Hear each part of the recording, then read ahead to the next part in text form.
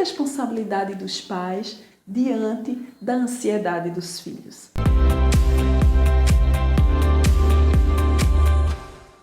Olá, amigos, eu sou Ana Paula Ribeiro, terapeuta familiar, psicanalista, educadora e escritora. E o meu papel aqui é ajudar você a entender e se relacionar melhor com o seu filho. Muitas vezes os filhos apresentam alguns sintomas de ansiedade e eles não são considerados pelos pais. Mas é importante você perceber que o medo de falar, o medo de ir à escola, não é? O medo de ficar sozinho é um sintoma de ansiedade que pode ser até considerado comum, mas ele não deve ser ignorado. O Manual de Diagnóstico e Estatístico de Transtornos Mentais, ele tem um novo olhar sobre os transtornos psiquiátricos e principalmente sobre a ansiedade. Há um tempo atrás, existia uma diferença por faixa etária, mas hoje em dia essa diferença não acontece mais. E isso significa que agora o olhar sobre esses transtornos na criança não é o mesmo olhar de antes.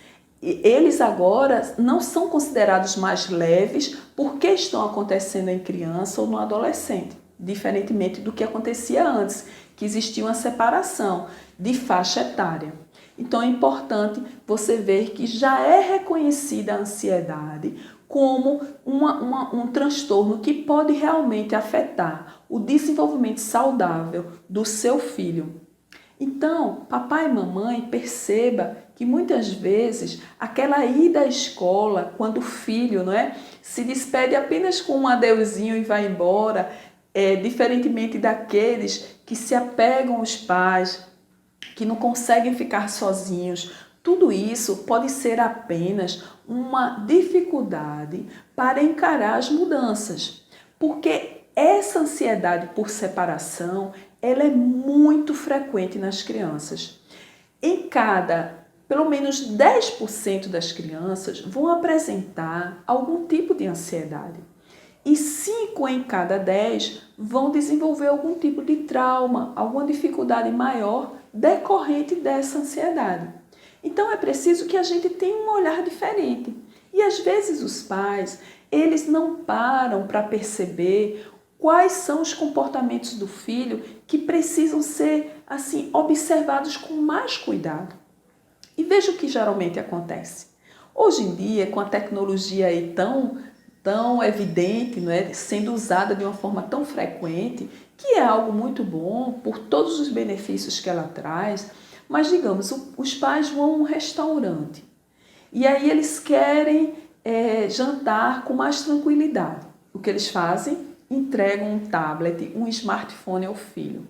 O pai precisa realizar uma tarefa, um trabalho, uma atividade. E o filho está ali querendo atenção. O que eles fazem? Entregam um smartphone, um tablet ao filho. Eles não percebem que eles vão mostrando ao filho, com esse uso excessivo da tecnologia, que apenas por um clique eles vão conseguir dar conta daquilo que querem. E já pararam para perceber que até em meio aos adultos, quando o smartphone trava ou quando o computador reinicia ou solicita ser reiniciado, que a gente se irrita? Isso aí é um fator predominante no desenvolvimento do seu filho. Porque imagina, é tudo tão rápido ali que ele pode transferir, toda essa tecnologia, todos os benefícios que essa tecnologia traz para a vida cotidiana. Então eles vão querer que tudo aconteça no momento que eles desejam.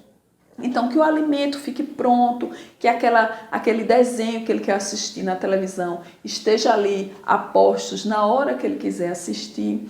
E isso acontece também com pais que têm apenas um filho.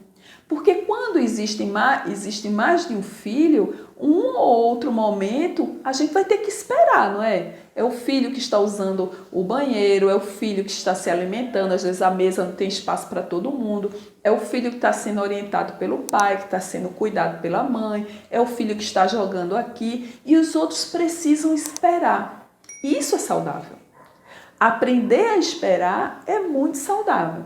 Mas não é o que está acontecendo. As famílias são menos numerosas hoje em dia e muitas vezes os pais decidem ter apenas um filho. E com isso, o único momento de socialização que esses filhos vão ter é na escola ou com algum primo, assim, quando a família se reúne. Mas em casa, geralmente, tudo está muito à disposição desse filho. Então, quando ele sai desse ambiente familiar e é obrigado a atuar num parque, numa escola, junto a outras crianças, eles vão ter dificuldade de perceber que é preciso esperar a hora deles, não é? Que existem regras de comportamento em sociedade que já deveriam ter sido trabalhadas em casa. Mas, diante de todas as dificuldades que as famílias têm apresentado, têm passado, não é? Eles fazem com que o filho não tenha contato com essas coisas. Então, as ansiedades, os sintomas, não é, da ansiedade, eles estão tão presentes nas crianças hoje que esse transtorno ele perde apenas para o TDAH, que é o transtorno de déficit de atenção e hiperatividade. E por que isso? Porque geralmente os sintomas da hiperatividade, eles são muito mais evidentes. E aí os pais já percebem aquela criança inquieta, que não consegue se concentrar, não é? Que tem dificuldade ali de se relacionar porque está sempre pulando de uma atividade para outra, ela não consegue relaxar. Então essa criança, ela chama muito mais a atenção dos pais do que a criança ansiosa. Mas os sintomas da ansiedade estão presentes hoje de uma forma muito mais contundente. E aí, qual é o papel dos pais nesse momento? Às vezes, a forma como os pais tratam os filhos contribui muito para essa situação. Porque pais ansiosos levam essa ansiedade para o filho. Pais intranquilos levam essa intranquilidade para os filhos.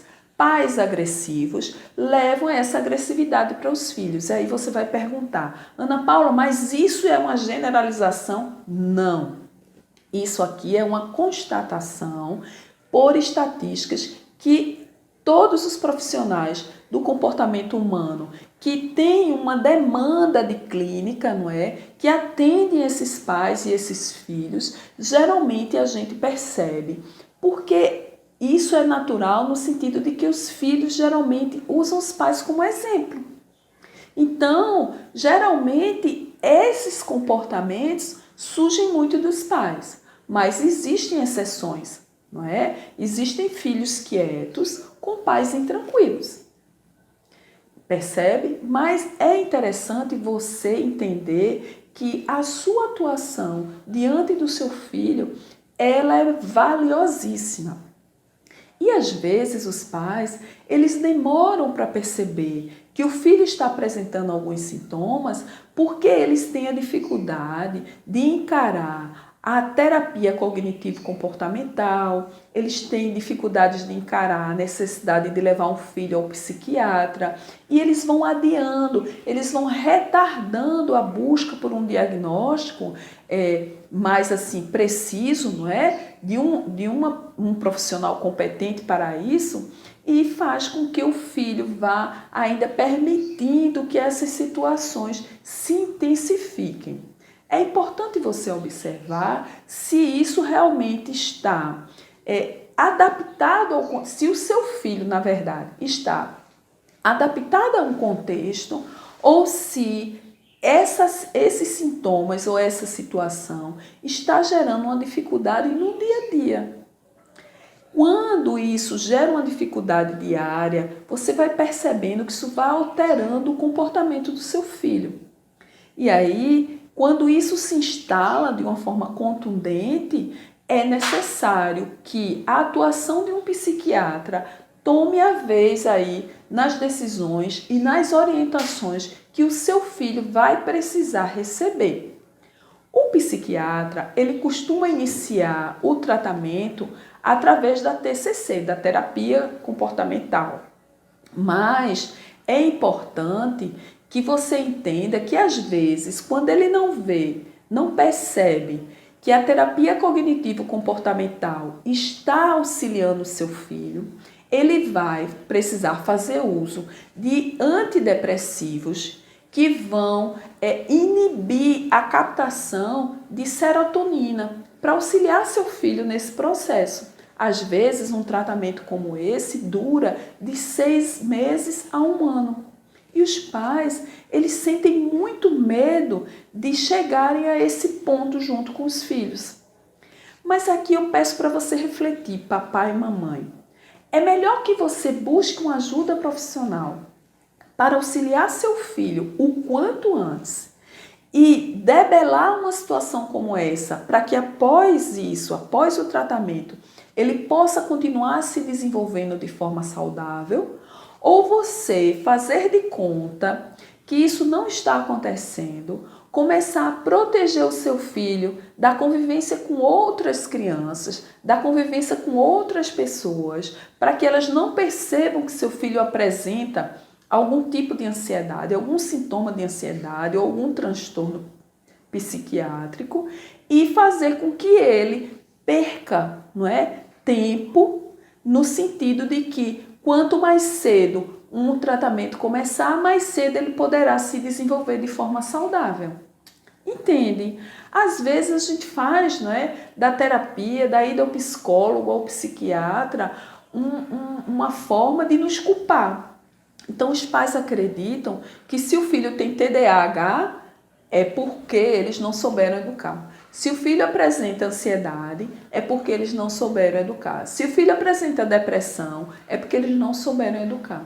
E às vezes não é nem isso. Claro que a incidência comportamental dos pais diante daqueles que se espelham neles é muito contundente.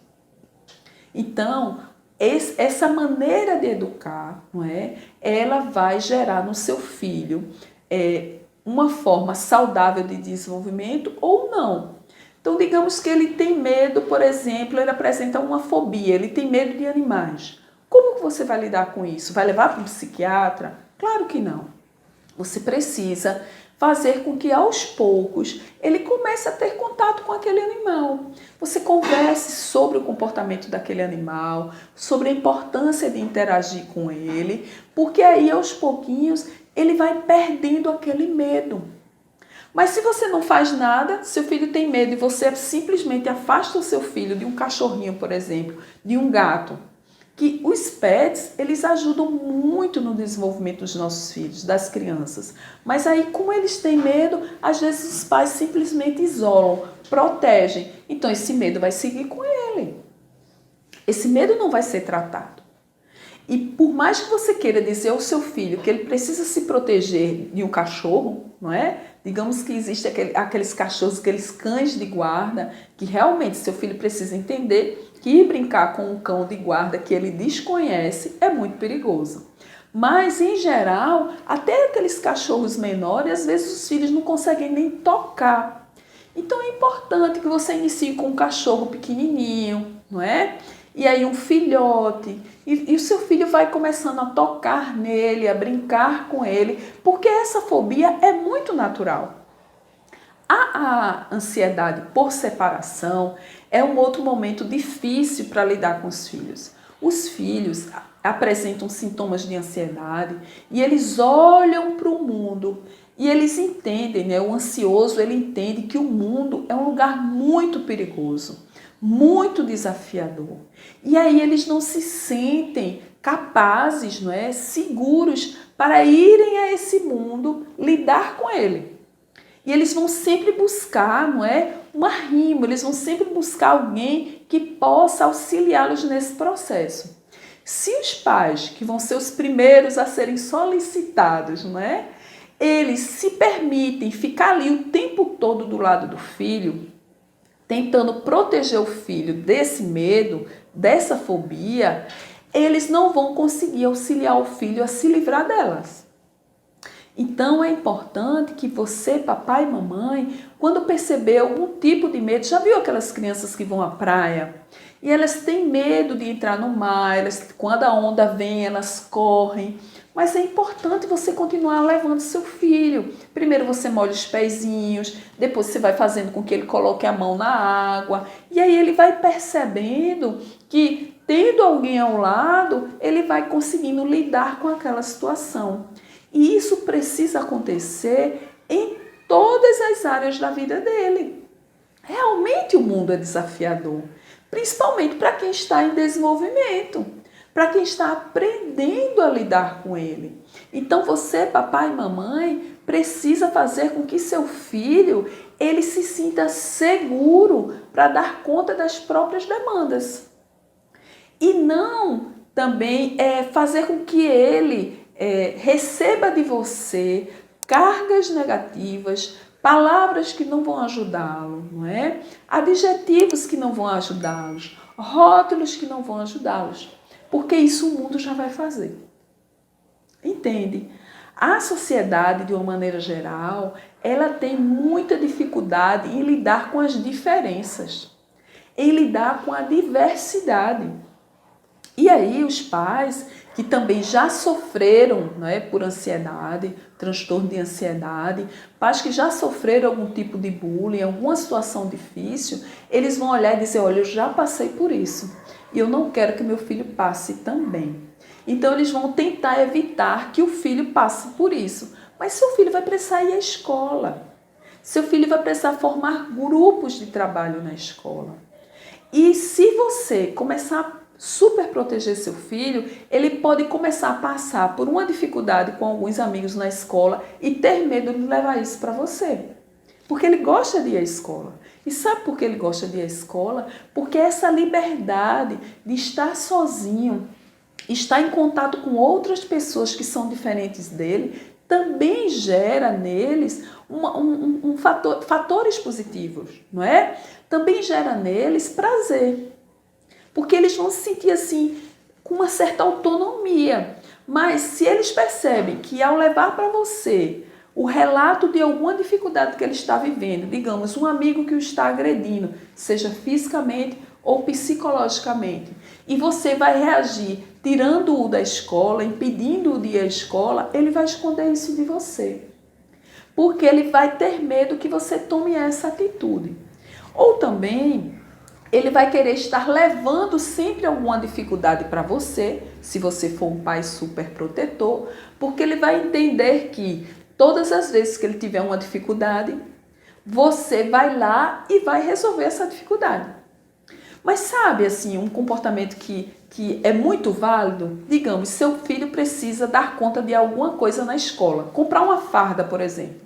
No começo, você vai ter que fazer isso. Mas vai chegar um momento que você pode procurar previamente saber o valor da farda, saber o tamanho que seu filho vai precisar usar e você entregar o dinheiro a ele. Dizer, filho, vá na secretaria, na tesouraria ou no setor, não é? E vá lá e compre a sua farda. No começo, ele vai ter medo. Mas você precisa dizer a ele que ele é capaz de fazer aquilo. E assim você vai ensiná-lo a lidar com o dinheiro. Caso tenha algum troco, alguma coisa, você vai orientá-lo a isso. E você vai ensiná-lo a ter segurança e mostrar que ele é capaz de dar conta daquela situação. Ele precisa resolver alguma coisa de alguma prova, uma segunda chamada, ou ele precisa tirar uma dúvida com o professor. Oriente seu filho. Filho, não é preciso que eu vá até a escola conversar com seu professor para que ele lhe oriente em relação a isso. Muito menos com seu coordenador. Você já é capaz de fazer isso. Mas o que acontece? Os pais, eles querem tomar conta de todas as situações na tentativa de evitar que o filho sofra, que o filho passe por alguma dificuldade. E com isso, evitando essas vivências, eles vão estar fazendo exatamente o contrário. Eles vão estar gerando filhos inseguros ou filhos ansiosos. Então, papai e mamãe, prestem muito atenção no seu comportamento em relação ao seu filho, porque os transtornos de ansiedade, eles estão cada vez mais frequentes, mais presentes na vida dos nossos filhos. E nós precisamos tomar conhecimento de que a nossa atuação na vida deles é que pode estar gerando muito desses transtornos. Percebam que as fobias, os medos, eles podem muitas vezes serem tratados sem que a gente precise levar o filho a um psiquiatra, sem que o filho precise fazer uma terapia. Mas entenda que fazer terapia não é algo de quem é incapaz. Seu filho não é incapaz porque ele está apresentando alguns sintomas, alguns transtornos e que ele não está conseguindo se desenvolver de uma forma segura. Isso não é incapacidade, é apenas uma inabilidade, é apenas um momento difícil que ele está passando. Mas caso surja algum diagnóstico, você não precisa fazer disso uma tempestade, não é? É preciso lidar com as situações que o filho vai enfrentar com mais tranquilidade. Porque se seu filho percebe que você não está sabendo lidar com o momento, não está sabendo lidar com o diagnóstico, ele também vai se sentir ainda mais inseguro. E ele vai reagir negativamente àquela situação. Os transtornos mentais, eles muitas vezes chegam de uma forma muito sutil. Não é algo assim da noite para o dia, não é? Eles vão se instalando no psiquismo dos nossos filhos e também no nosso psiquismo de uma forma assim muito sutil. A coisa vai acontecendo e a gente não vai prestando atenção. E os sintomas vão se instalando e a gente vai começar a sentir medo, não é, de receber esse ou aquele diagnóstico. Percebam que às vezes os filhos já estão grandes e eles continuam saindo do quarto para buscarem a cama dos pais, não é? E é importante a gente perceber isso, porque se você alimenta esse hábito no seu filho, digamos que vai ter uma noite do pijama. Seu filho vai ter medo de participar.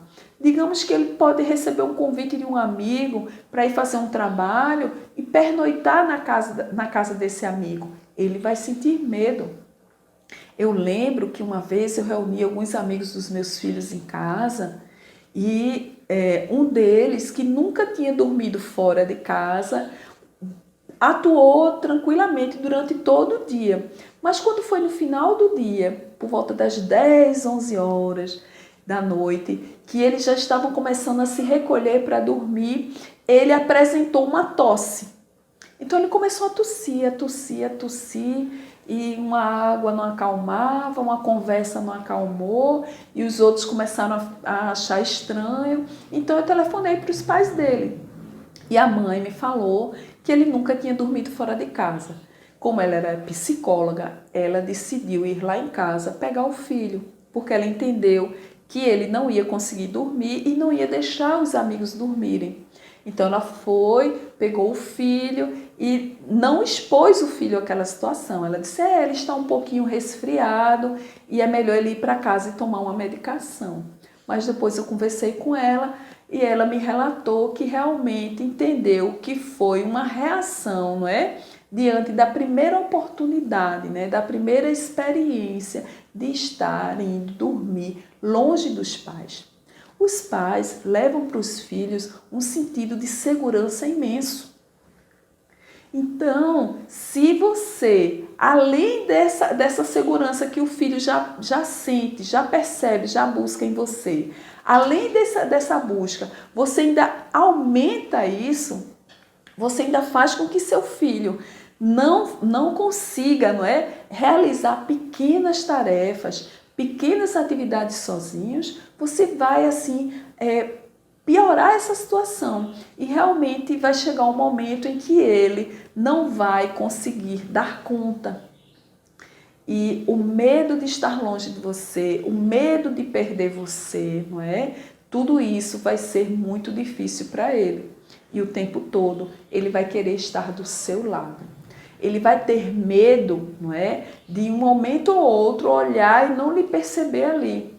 E os pais que estão em processo de separação, de divórcio, eles vão perceber esse medo muito presente nos filhos. Porque com a separação, Os filhos têm medo que um dos pais, o pai ou a mãe, companheiro, a companheira, não importa aqui a constituição, a configuração da família, mas eles vão ter medo de parar a terem contato com aquele pai, com aquela mãe. Eles vão ter medo de ficar sozinhos. Eles vão acreditar de forma errada, se você não conversar com eles, que aquela separação é só entre os pais, mas não dos pais com ele. E como isso é uma conversa recorrente, né, na escola, com os grupos, porque muitos amigos já passaram pelo processo e a gente não sabe se foi traumático ou não o relato desses amigos, então esse medo vai estar aí, permeando o psiquismo dos nossos filhos. E é preciso a gente educar os nossos filhos ou ajudá-los a se desenvolver com segurança emocional, mostrando realmente com clareza quais são as situações, mostrando que existe tempo, né, para que as coisas aconteçam, que aquela ansiedade, aquela busca, né, que o amanhã aconteça hoje, né, que o bolo fique pronto, que o aniversário chegue logo, né, que o dia de ganhar a bicicleta seja antecipado, não é? Então, é sempre assim, um cuidado de que eles não sofram muito com essas situações, mostrando que a espera ela é saudável, não é? Que essa disciplina, essa rotina, elas vão fazer com que seu filho consiga entender isso. Mas se você o impede de sofrer, não é? No sentido de que no momento que eles pensam em querer algo, você já está ofertando, não é? Eles não sabem o tempo certo, não é? De terem as coisas, de conquistarem as coisas, não é? E esse valor da conquista é muito importante, não é? Quando você os orienta ou o orienta a esperar pelas conquistas, mas não esperar sentado, não é? Trabalhar por elas, né? Se capacitar para elas, estudar para atingir, né, um bom desempenho, não é? Então, quando a gente consegue fazer os nossos filhos entenderem isso, a gente já vai estar ajudando muito, né? E tomando atitudes profiláticas, né?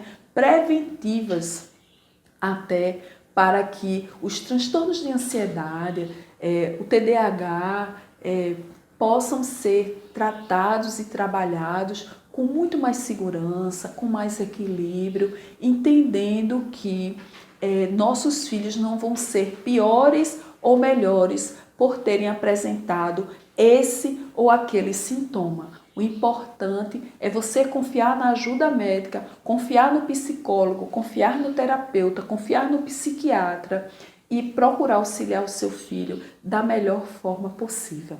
Ok? Então, se nós aqui geramos reflexões positivas, se você acredita que algum amigo, alguma amiga, alguma família precisa estar ouvindo o que nós conversamos aqui hoje, indique o nosso vídeo, compartilhe com esse amigo, visite as nossas páginas nas redes sociais, Facebook e Instagram, através da pesquisa Pedagogia Familiar, e você vai conseguir ter acesso a uma série de outros conteúdos que podem sim estar auxiliando você a lidar melhor com o seu filho. Vamos juntos? Eu espero você por lá. Um grande abraço!